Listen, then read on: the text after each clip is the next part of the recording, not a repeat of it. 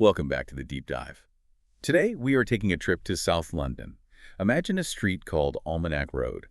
It's quiet, residential, lined with trees, and we're walking up the steps of a tall, three-story Edwardian house, number 31. It's the kind of house you might walk past 1,000 times and just, never think twice about. But inside, it is absolute chaos. It really is. Yeah. It's messy, it's chaotic, and it is stuffed to the rafters with secrets. Mm. We were looking at Ralph's Party by Lisa Jewell.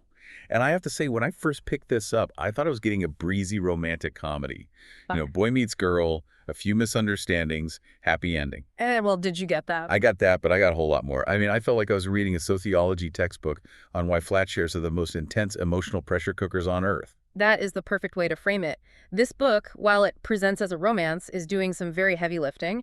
It's really about the sociology of shared living spaces. Right. It's a dissection of that strange intimacy where you know exactly what your neighbor sounds like when they brush their teeth or their schedule by the creak of the floorboards. Oh, definitely. Like you might not know the single most important thing happening in their life. Exactly. You're sleeping 20 feet away from someone, separated by a distinct lack of soundproofing, yet you're complete strangers. It's proximity versus intimacy. And the mission for this deep dive is to really unpack the intersecting lives of the residents of this one house. We have 3 distinct layers to this building. It's almost like a geological dig of emotional dysfunction. I love that image, a layer cake of problems. So help me map this out. If I walk in the front door, who am I dealing with? Okay, so let's start at the bottom and work our way up. In the basement flat, you have the bachelors, Ralph and Smith. Okay. They've been best friends for 15 years, but they are total opposites. And they've just taken in a new flatmate, a woman named Jem. Okay, so that's the basement. Ground floor. Ground floor is the established couple.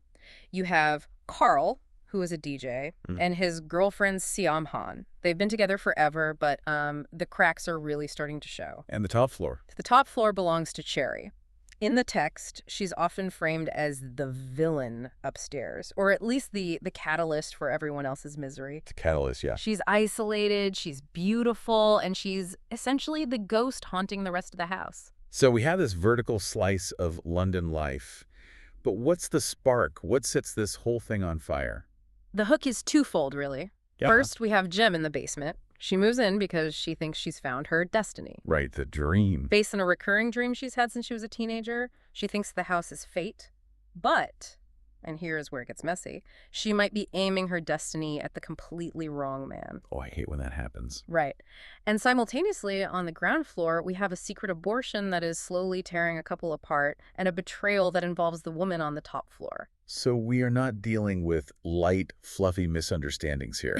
Not at all. We are dealing with betrayal, body dysmorphia, grief, and the lies we tell ourselves just to get through the day. It sounds so heavy when you put it that way, but the book, it manages to be incredibly funny too. So let's go back to the basement. Let's start with the boys, Ralph and Smith. You said they're opposites. Total opposites. And to understand them, you have to look at their history. They met in grammar school. Smith was, the academic achiever, the golden boy. No boy type. Exactly.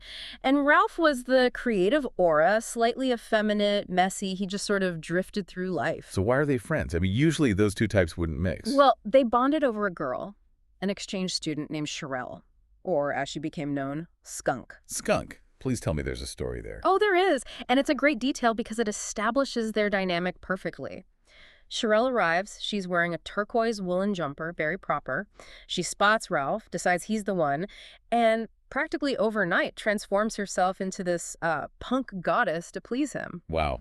Just like that. And the crucial moment is when Smith, the uptight one, is in his room listening to them, get to know each other, audibly, in his own house. Oh, no. That's so awkward. It establishes the roles they will play for the next 15 years. Ralph is the ad. He's the one who acts, who attracts chaos, who follows his impulses. And Smith? Smith is the superego. He observes, he judges, he suppresses. He's the one listening at the door, horrified, but also, fascinated. And here we are 15 years later. They're in their 30s. Has anything changed? Not really. The roles have just calcified. Smith is now in financial PR. He's wealthy. He's hyper-organized. His life is a spreadsheet. And remarkably, he has been celibate for 5 years. 5 years. Mm-hmm. In a London flat share context, that feels like an eternity. Is there a reason for that? Is he, like, religious? It's almost a religion of his own making. He is saving himself. He is obsessed with the woman upstairs, Sherry. He has built her up into this unreachable goddess of perfection. He's never really had a meaningful conversation with her. He just projects this fantasy onto her. He's waiting for her to notice him. That is actually quite sad. And Ralph. Ralph is just drifting. He's an artist, but he's stalled. He's not painting. He's in a relationship with a woman named Claudia that he doesn't seem to care about. He literally calls himself an airhead gigolo. An airhead gigolo. Yeah. He's messy, he smokes too much, he watches daytime TV. He's basically a giant teenager. So you have the monk and the slob living together. And they need a third flatmate to pay the bills. Exactly. And this brings us to the prologue, which I think is crucial, because usually in these stories, the main characters are lovable. But Ralph and Smith, when they are interviewing flatmates, are actually quite cruel. I was surprised by that. The interview process is brutal. They are rejecting people for the pettiest reasons. It really highlights their immaturity. They reject a guy named Jason just because he wants a ready-made social life. They think he's too eager. Which, to be fair, is annoying, but maybe not as, a firing offense. Right. Then they reject a woman named Monica because she's a born-again Christian, and they don't want the God vibes. Oh. But the worst one is a woman named Ruxana. She's fleeing an arranged marriage. She is in a desperate situation. Oh, that's serious. And they decide a permanent separation from her situation is best for them. They don't want the drama. That's cold. Really cold. And then there's Simon. They reject Simon purely because of his weight. They worry his bulk throws the flat out of proportion. Wow. Okay. So they are shallow. They want a ghost. They want someone who pays the rent and disappears. Exactly. They want a piece of furniture that writes checks. Which is ironic because they are about to invite a hurricane into their home. Enter Jem. Jem. She's described as tiny with curly hair. And the text uses this great phrase, postcoitally pretty. That is a vivid description. She shows up wearing a flannel suit and a fur collar. She's eclectic, she's vibrant, but she doesn't just want the room, she wants the house. This is the destiny thing you mentioned. Yes. Jem has had a recurring dream since she was a teenager. In the dream, there is a tall house, a basement flat, and a man sitting on a sofa smoking with his back to the window. It's a very specific image. It is. And when she walks down Almanac Road, she feels safe. She looks in the window of number 31 and she sees it. A man on the sofa, smoking, back to the window. And she thinks, this is it. This is the dream. This is my destiny. So she takes the room, she moves in. But here is the tragic irony that sets the whole plot in motion. She assumes the man from her dream is Smith. Right, because Smith is the one who answers the door. Smith is the one who acts grown up. Smith buys her peonies, her favorite flower, as a polite gesture to welcome her. A sign. She reads that as a sign from the universe. But we know, don't we? It wasn't Smith on the sofa. No, it was Ralph. Ralph was the one sitting on the sofa, smoking, watching TV, probably scratching himself. Jem has walked into her destiny house and immediately aimed her affection at the wrong target. She creates a narrative where Smith is the Prince Charming because he fits a mold better than Ralph. And Ralph. What's his first impression? Does he notice her? Ralph thinks she's nice. He thinks she's pretty. But he assumes she's out of his league. Or just not his type. He's with Claudia, the girlfriend he doesn't like. He's asleep at the wheel of his own life. So he just lets it happen. He's completely oblivious. Until the incident, the violation. Okay, we need to talk about this. Yeah. Because this is where the book shifts gears for me. It goes from sitcom to moral drama really fast. It does. Ralph is bored. He's aimless. Jim is out. He goes into her room. Why? Just to snoop? Is that it? Just for distraction. He's looking for a cigarette, maybe. Or just looking for a sign of life, something interesting. But he finds her diaries. Cyril. And not just one.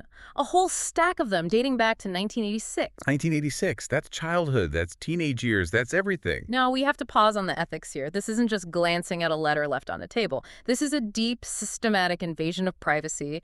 He sits down and he starts reading. And he doesn't stop. He doesn't stop. But what he finds shifts his entire worldview.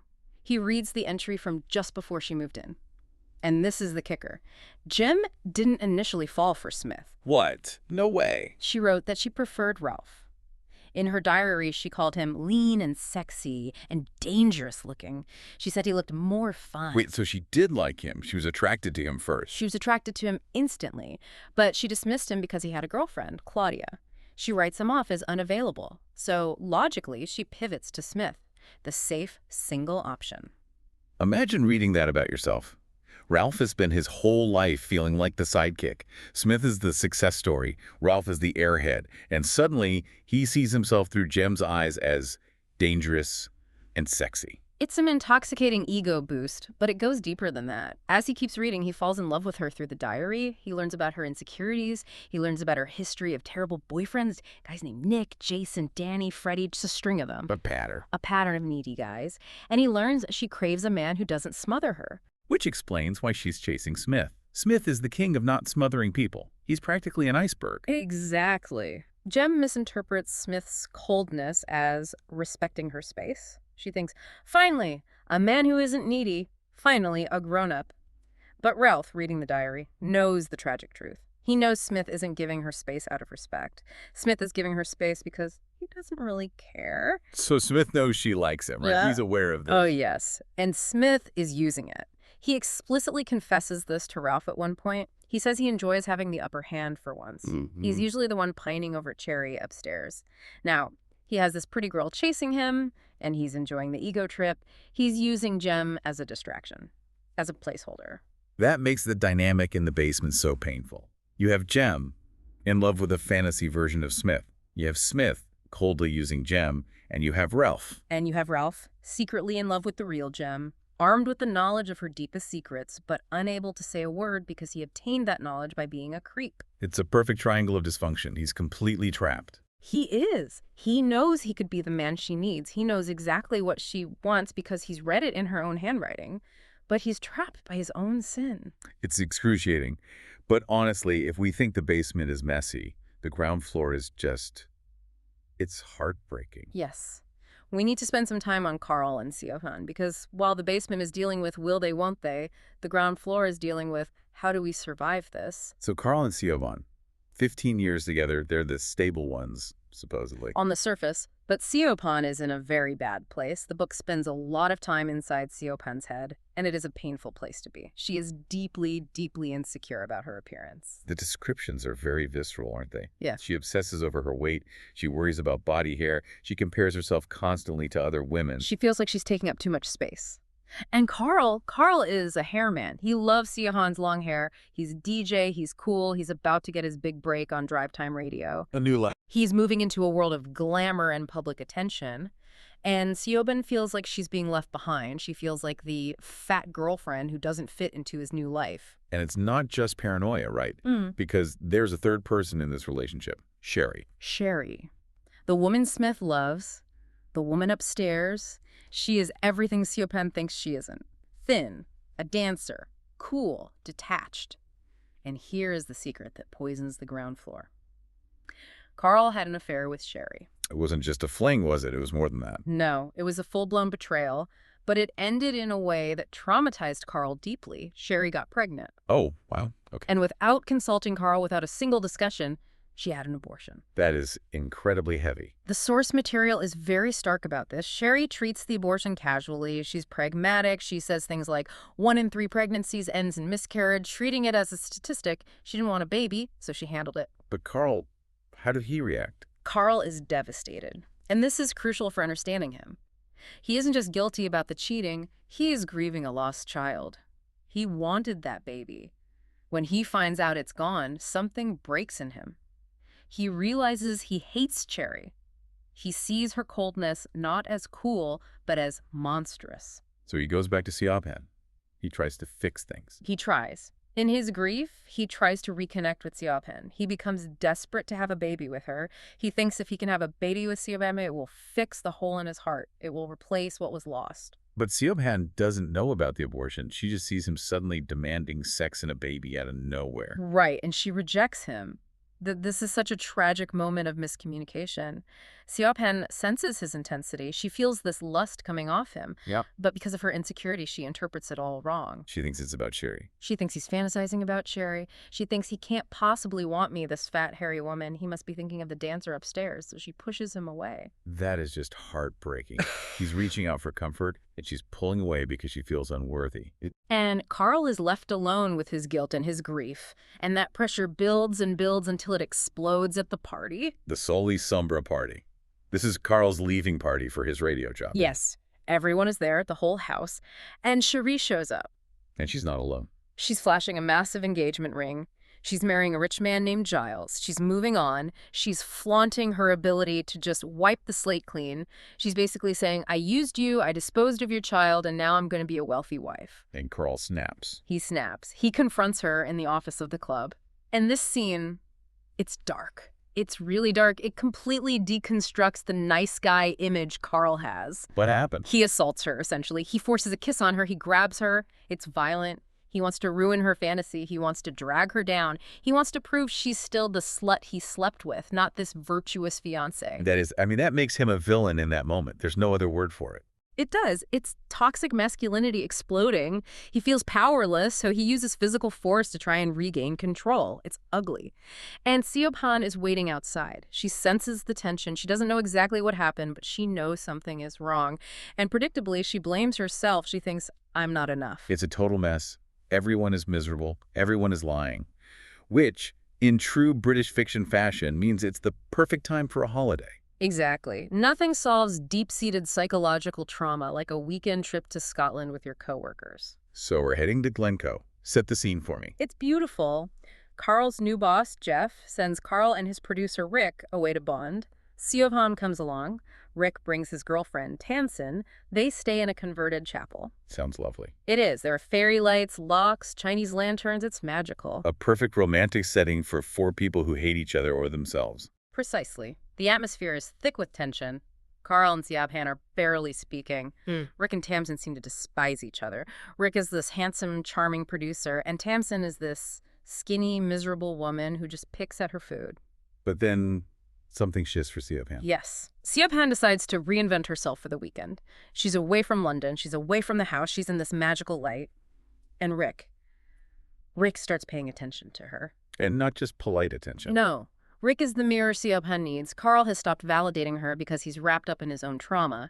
Rick looks at Siobhan and says, "You're stunning." He validates her body type. He contrasts her with Tamsin. He basically says, I'm sick of skinny women. I want a real woman. And Siobhan, who has been starving for this kind of validation, just drinks it up. She does. They end up sitting by the lock. It's freezing cold, pitch black, but the chemistry is hot. Rick makes a move. He wants to sleep with her. He's ready to go. And Siobhan, does she go through with it? She almost does it. She is right on the edge. They kiss. It's passionate, but she stops at the last second. She realizes she loves Karl. But, and this is the key, the encounter changes her. Even though she didn't go all the way, the fact that this handsome man wanted her, it heals something in her. For the first time in years, she feels sexy. She feels visible. She realizes, I am not a monster. I am desirable. So she gets a confidence boost. But meanwhile, back at the chapel, the other shoe drops. Oh, yes. Tamsin, Rick's girlfriend. She explodes at Karl. Why Karl? Why not Siobhan or Rick? Because Tamsin knows. Cherry told Tamsin everything. Everything. About the affair. The abortion. Everything. Jerry and Tamsin are friends, apparently. Sherry spilled the beans. Tamsin has been sitting on this secret, watching Karl play the doting boyfriend to Siobhan, and she can't take the hypocrisy anymore. She corners Karl when he's alone. And she threatens to tell Siobhan. It's a standoff. Karl is cornered. His entire life is about to blow up. But Karl is sharper than he looks. He's a survivor. He realizes that if Tamsin knows Cherie's secrets, she might have secrets of her own. So he blackmails her back. He does. It's brilliant in a horrible way. He implies he knows secrets about her past, specifically menage a trois she was involved in that she doesn't want Rick to know about. It's mutually assured destruction. They agreed to a truce of silence. It is terrifying how fragile these relationships are. Everyone is lying to everyone. Siobhan is lying about the kiss with Rick. Karl is lying about Sherry. Tamsin is lying about knowing. And yet, they pack up the car and drive back to London. Life goes on. But the dynamic has shifted. Siobhan has a secret source of confidence now. She's stronger. Karl is living on borrowed time. Okay, let's leave the anxiety-inducing atmosphere of the upstairs neighbors and go back to the basement. Because while Karl and Siobhan are playing 4D chess with their trauma, Ralph is hatching a plan. Ralph has realized something important. He is losing Jem. The diary tells him that Smith is winning. Jem is getting more and more infatuated with Smith, even though Smith treats her like furniture. Ralph decides he has to act. But he can't just tell her, I love you, because then he has to explain how he knows all their secrets. I read your diary is not a great opening line. Exactly. So he decides to transform. He decides to become the man Jem wants. Using the diary as an instruction manual. Yes, a step-by-step guide. He starts cleaning up his act, literally. He washes his jeans, he buys peonies, he starts taking an interest in cooking, he stops being the slob. It's manipulative, isn't it? I mean, It really. is deeply manipulative, but Huh. it's also sweet in a twisted way. He is tailoring himself to her desires. He is trying to be worthy of her. It's complicated. And this leads to the chilly night. Mhm. I have to say, this is one of my favorite scenes in the book. It's so visceral. It's a brilliant scene. Smith is out. It's just Ralph and Jem. They decide to cook a curry together. And Ralph, who usually eats whatever sludge is put in front of him, challenges Jem. She thinks she's the chili queen. And he wants the crown. Ralph decides to prove he can handle the heat. They start daring each other to eat raw chilies, whole. Now think about the physiology here. Capsaicin, the stuff in chilies, triggers pain receptors. Your body responds by dumping endorphins into your system. It mimics the physical response of sexual arousal. Sweating, rapid heart rate, flushed skin, euphoria. So they are sitting there eating these chilies, crying, sweating. And laughing hysterically. Yeah. They're high on chili peppers. They end up with their heads in the freezer, sucking on ice cubes, just gasping for air. And Jem says it, doesn't she? She does. She looks at him, eyes streaming, and says, "That was like sex." And Ralph, what does he say back? Ralph replies, "That was better than sex." It's a substitute for the physical intimacy they can't have. Exactly. They share a peak physical experience. It breaks down all the barriers. For a moment, they aren't flatmates. They are two people sharing a euphoric state. They're completely uninhibited. But then the door opens. Smith comes home, Buzzkill. total buzzkill. He walks in with his briefcase, the symbol of the boring, uptight reality. He looks at them, red-faced and laughing, and he just sneers. He calls them deranged. He kills the mood instantly. He's outside the bubble. He is. He doesn't get it. But before Ralph goes to bed that night, he kisses Jem on the cheek, and he describes it as a massive electric shock. He is head over heels. And Jem feels it too, doesn't she? Even if she doesn't want to admit it. She does. She suppresses it because she's still fixated on her destiny with Smith. But she starts looking at Ralph differently. She encourages him to paint again. She uses the phrase airhead gigolo back at him, playfully telling him he's wasting his talent. She wants him to be better. So Ralph adopts the tortured artist strategy. He does. He agrees to go to his studio early 7:30 a.m. just to impress her. He sets an alarm to the song Jesse's Girl, which is a hilarious detail given the situation. He wishes he had Smith's girl. And the next morning we get the scene that I think defines the romantic tension of the book. The mustard incident. Ah, yes. The mustard incident. It sounds ridiculous when you say it out loud, but on the page it is incredibly erotic. Set it up for us. It's early morning. Jem is cooking breakfast. She's wearing one of Smith's t-shirts, which is a slap in the face to Ralph, but she's bare-legged. Ralph is sitting there trying to be normal, but he is painfully aware of her body. He's desperate for a glimpse of, well, anything. He drops a jar of mustard. It smashes on the floor. Yellow mustard everywhere. Some of it splashes onto Jem's bare feet. And this is the moment. Ralph kneels down to clean it off. He tells her to stay still. He takes a cloth. He holds her ankle. I'm getting shivers just hearing about it. The book describes his internal monologue here beautifully. He is overwhelmed by the intimacy of holding her heel, the warmth of her skin, the proximity to her legs. He's on his knees, serving her, cleaning her feet. It's biblical, almost. And he's trying to look up her t-shirt the whole time. Of course he is. He's a guy in love and, in lust. He's trying to catch a glimpse of her underwear while pretending to be a gentleman. It represents his pathetic but intense longing. He is literally at her feet. And Jem allows it. She doesn't pull away. She stands there and lets him do it. It's a moment of connection that Smith never has with her. Smith buys her flowers. Ralph cleans mustard off her feet. One is a gesture, the other is intimacy. That's the core of the book right there. Real love is messy. It's cleaning up mustard. It's not peonies and silence. So as we wrap up this deep dive, where does this leave us? The state of affairs at 31 Almanac Road is a powder keg. It really is. In the basement, Smith thinks he has the upper hand. He thinks he's won Jem and can keep obsessing over Cherry. But Ralph is the one who truly knows Jem. He knows her history, her fears, her desires. He's secretly in love with her. And frankly, he's becoming the better man for her. And upstairs, Karl and Siobhan are locked in a silent stalemate. Karl wants a baby to fix his guilt. Siobhan feels unattractive and unworthy, unaware that she just had a handsome producer fall at her feet in Scotland. The theme here, if we zoom out, is projection. Everyone is projecting their desires onto someone else. Jem projects destiny onto Smith. Smith projects perfection onto Sherry. Karl projects redemption onto a baby. Siobhan projects salvation onto Rick. And Ralph, what is he projecting? Ralph projects his hope onto a stolen diary. Which brings us to our final provocative thought for you, the listener. We have to ask, is Ralph a romantic hero, or is he a manipulator? That is the ultimate question. If you found a diary that revealed your roommate, who you were attracted to, secretly liked you but chose someone else for superficial reasons, Yeah. would you use that information? Ralph changes his behavior, his clothes, his habits, all based on stolen information. Is that love, or is that a con? It's the ultimate ethical gray area. He's giving her exactly what she wants, but she doesn't know how he knows what she wants. If she found out he read the diary, would she see it as romantic, or would she call the police? It's a tough one.